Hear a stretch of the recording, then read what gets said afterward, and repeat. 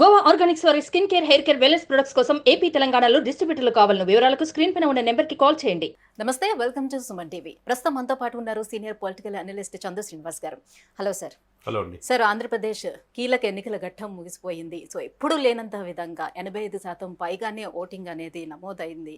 So రాత్రి 10 గంటల వరకు కూడా ఇంకా ఓట్లు వేస్తూనే ఉన్నారు జనాలని అని అంటున్నారు. సో ఇంత చైతన్యం ఎందుకు వచ్చింది ప్రజల్లో? డెఫినెట్గా అంటే ప్రజాస్వామ్యంలో ఓటు హక్కు చాలా విలువైంది. నేను కూడా దాదాపు 400 కిలోమీటర్ల దాటి ఓటు వేసి వచ్చాను. చాలా కష్టపడి, అంటే కష్టపడటం కంటే ఇష్టపడి.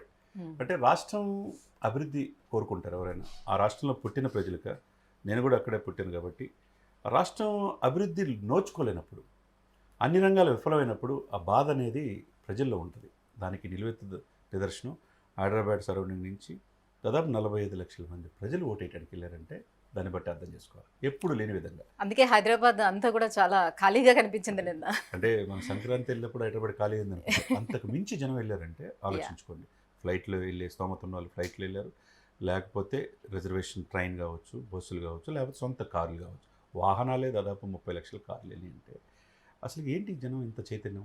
ప్రజాస్వామ్యంలో ఓటు హక్కు విలువ. ఇప్పుడు హైదరాబాద్ సరౌండింగ్లో 5 కిలోమీటర్ డిస్టెన్స్లో పోలింగ్ బూత్ ఉంటేనే ఓటు వేయలేని పరిస్థితి నుంచి ఇప్పుడు సొంత ఊరికి వెళ్ళి ఓటేస్తున్నారంటే, చివరికి రిజర్వేషన్ లేకపోతే మోటార్ సైకిల్ మీదే ఫ్యామిలీ పిల్లలు తీసుకుని వెళ్ళారంటే ఎంత చైతన్యవంతమైందో అర్థం చేసుకోవాలి. అంటే ప్రభుత్వం తన పుట్టిన ప్లేస్కి అభివృద్ధి నోచుకోలేదు, రాజధాని లేదు అనే ఇది ప్రభుత్వ వ్యతిరేకత స్పష్టంగా కనపడుతుంది. కాబట్టే పోయిన సంవత్సరంలో మనం చూసాం, మీరు అన్నట్టు ఇప్పుడు 80%, 79.64% 2019 ఎలక్షన్ పోలైంది. అప్పుడు ఒక్కసారి చూద్దామన్న ఉద్దేశంతో అందరూ కూడా మూకమ్మడిగా, మహిళలు అందరూ కూడా రాజశేఖర రెడ్డి గారి కుమారుడిగా వాళ్ళ సిస్టర్ రాజశేఖర్ గారి కూతురు పాదయాత్ర చేయడం కావచ్చు, జగన్మోహన్ రెడ్డి గారు రాజకీయాలు ఉండడం ఉద్దేశంతో ఒకసారి చూద్దామని ఆయన ఇచ్చారు. ఫుల్ మ్యాండేటరీ ఇచ్చారు, 151 స్థానాలు. తర్వాత 22 ఎంపీలు ఇచ్చారు. కాకపోతే ఎందుకు దూరం అయిపోయింది? ఎందుకు ఈ 5 సంవత్సరాల్లోనే ప్రజలు ఎందుకు దూరం అయ్యారంటే, ముందు మెయిన్ యాటిట్యూడ్, తర్వాత అప్రోచ్, తర్వాత ఎంప్లాయ్మెంట్. యాటిట్యూడ్ ఏంటంటే రాజరికం కాదు, ఇది ప్రజాస్వామ్యమైన దేశం. నేను ఇప్పుడు జగన్మోహన్ రెడ్డి, ఇప్పుడు ఇక్కడ కేసీఆర్ గారు ఏమైంది, ఇక్కడ ప్రగతి భవన్కి ప్రజలకి చాలా గ్యాప్ వచ్చింది. అందుకని ప్రజలు 10 సంవత్సరాలు చూశారు, ప్రజలు తిరస్కరించారు. సేమ్ అక్కడ ఆంధ్రప్రదేశ్లో పరిస్థితి కూడా సీఎం గారు మామూలు మనుషులు కలిసే పరిస్థితి లేదు. 10 కిలోమీటర్ల దూరంలోనే పరదాలు కట్టి చెట్లు కూడా కొట్టేసి ఫ్లైట్లో వెళ్ళటం అంటే ఇంత అభద్రతా భావం ఏంది? రెండు వచ్చి మెయిన్ అప్రోచ్కి నిలువెత్తు నిదర్శనం మోదీ గారు. ఈరోజు ప్రపంచ మనల్ని పొందుతున్నాడంటే 2 రోజుకి 1000 కిలోమీటర్లు ఆయన ఫ్లైట్లో తిరుగుతున్న, దాదాపు 70-80 దేశాలు తిరిగిన, ఇంకోసారి హ్యాట్రిక్ పీఎంగా వెళ్తున్నాడంటే ఏంటండి? ఆయనకంటే గొప్ప వాళ్ళు ఎవరు కాదు కదా. అంటే ప్రజలు ఏంటంటే అనుసంధానంగా ఉండాలి, ఎంపీలు కావచ్చు, ఎమ్మెల్యేలు కావచ్చు. అది ల్యాక్ ఆఫ్ కమ్యూనికేషన్ గ్యాప్ ఉంది ఇక్కడ. అది ఒకటి.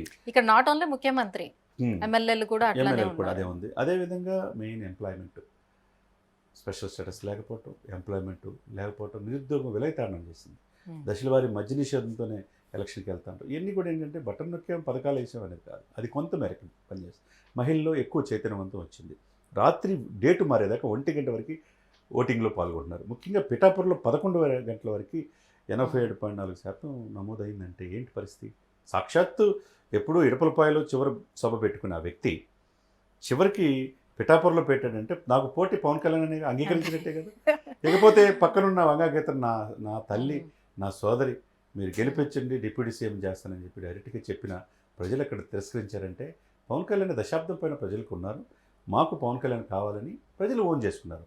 ఇకపోతే ఆయన ఓడించకపోతే పరిస్థితుల్లోనే పిఠాపురంలోనే జగన్ గెలిచే ప్రసక్తే లేదు అని శపథాలు చేసినటువంటి పేరు మార్చుకుంటారు, పద్మనాభ రెడ్డిని పెట్టుకుంటా ఉన్నారు. వాళ్ళు ఇప్పుడు అన్ని రెడీ అవ్వాలి. ఏంటంటే ఆవేశంతో జగన్మోహన్ రెడ్డి గారి పాపకం కోసం అక్కడున్న స్కిట్ ఏదైతే రాసిస్తారో అది చదవటమే అంతే. దాంట్లో భాగంగా ఎన్ని పరిణామాలు, ఏది పోతిన మహేష్ కావచ్చు, ముద్రగడ పద్మనాభం కావచ్చు, ఏమైంది చివరికి ప్రజలు తిరస్కరించారు. ఎమ్మెల్యేలే చివరికి అన్నాబొత్తుని శివకుమార్ లాంటి వాళ్ళు తెనాల్లో ఒక గొట్టెముక్కల ప్రసాద్ అనే వ్యక్తి, ఆయన సుధాకర్ అనే వ్యక్తి ఓటేయడానికి వస్తే లైన్లో రాని నేను అన్నందుకు ఆయన్ని ఎమ్మెల్యే కొడతామంటే ఇంకెంత సంస్కృతి మీద. బీహార్లో కూడా లేదే, మిగతా రాష్ట్రాల్లో, కేంద్రపాలిత ప్రాంతాల్లో దేశం లేదే. 145 కోట్ల జనాభా ఉండే ప్రపంచంలో అత్యంత జనాభా ఉన్న ఈ దేశం, ప్రజాస్వామ్యంలో గొప్ప దేశం, 94 కోట్ల మంది ఓటర్లు. కానీ ఎప్పుడూ లేని విధంగా ఈసారి ఆంధ్రప్రదేశ్లోని ఎలక్షన్స్ చూస్తే మనకి బీహార్లో ఎలక్షన్స్ మాదిరిగానే కనిపించింది. ఎందుకంటే అంతటి తీవ్ర ఉద్రిక్తతలు కూడా నెలకొని ఉన్నాయి. ఒకరినొకరు కొట్టుకోవడం కానీ చంపుకునే వరకు వెళ్ళటం, గొడ్డలతో దాడులు, 120 చోట్ల అంటే సెంట్రల్ ఫోర్స్లన్నీ దిగినాయి మేడం. చాలా పారామీటర్ దళాలు దాదాపు 90,000 మంది పోలీసులు దిగారు. వాళ్ళు ఉండబట్టే, సెంట్రల్ ఫోర్స్లు ఉండబట్టే, ఎలక్షన్ కమిషన్ సమర్థవంతంగా నిర్వహించబట్టే మనుషులు ఎక్కడ చనిపోకుండా గాయాలతో, తీవ్ర గాయాలతో బయటపడింది. 120 చోట్ల అధికార పార్టీ మూకుముడిగా దాడులు చేసింది. ఆయన మొక్కువని ధైర్యంతో ప్రజలు తండోపతండాలుగా వచ్చి ఓట్లేశారంటే ఎండని కూడా, మండుటెండని కూడా లెక్క చేయకుండా, ఎక్కడ ప్రకాశం జిల్లా, ఎక్కడ చీరాల, లేకపోతే పల్నాడులో, రాయలసీమలో, ఒక ప్రాంతం అని కాదు, అంటే చివరికి ఎమ్మెల్యేలు కూడా తిరగబడి ఓటర్ల మీద కొట్టే పరిస్థితి వచ్చిందంటే ఇది రాజరికం కాదు కదండి. బీహార్ లాంటి రాష్ట్రాలు ఒకప్పుడు ఉండేది, ఇప్పుడు బీహార్లో హ్యాపీగా ఎలక్షన్ జరుగుతుంది. ఛత్తీస్గఢ్, జార్ఖండ్ లాంటి రాష్ట్రాలు. ఇప్పుడు ఆంధ్రప్రదేశ్లో పరిస్థితి ఏంటి? ఇప్పుడు ఒక పవన్ కళ్యాణ్ మీద 500 కోట్లు ఖర్చు పెట్టారు, మద్యం వేర్లే పారింది, డబ్బు అన్నీ పంచారు. కానీ ప్రజలు చాలా చైతన్యవంతంగా ప్రజాస్వామ్యాన్ని రక్షించారని మనం అనుకోవాలి. ఎప్పుడైతే ప్రజాస్వామ్యం మీరున్నట్టండి ప్రజలు చైతన్యం వచ్చి ఈ రాష్ట్రం అమరావతి రాజధాని లేదు, 3 రాజధానులు అన్నారు, ముందుకెళ్ళలేకపోయారు, మద్యం వేర్లైపోతుంది, ఎంప్లాయ్మెంట్ లేదు, ఆంధ్రుల జీవనాడి పోలవరం పూర్తి చేయాలి, తీర ప్రాంతం అంతా ఉండి కూడా పరిశ్రమలు తాకులు తేలేకపోయాడు. ఇవన్నీ వ్యతిరేకతే కదా. చాలామంది వైసీపీ వాళ్ళు ఇప్పుడు ఏమనుకున్నారంటే ఈ ఓట్లన్నీ ఇంత పర్సంటేజ్ పెరిగింది కాబట్టి మాకే మహిళలంతా అనుకుంటున్నారు.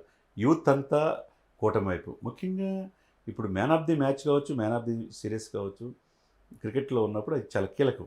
స్పెషల్ అట్రాక్షన్గా, గేమ్ చేంజర్గా పవన్ కళ్యాణ్. నిజమే, వాళ్ళు అన్నట్టుగా ఈ ఓట్లన్నీ కూడా కూటమికి వచ్చినట్లుగా ఎలా భావించవచ్చు మరి మనం?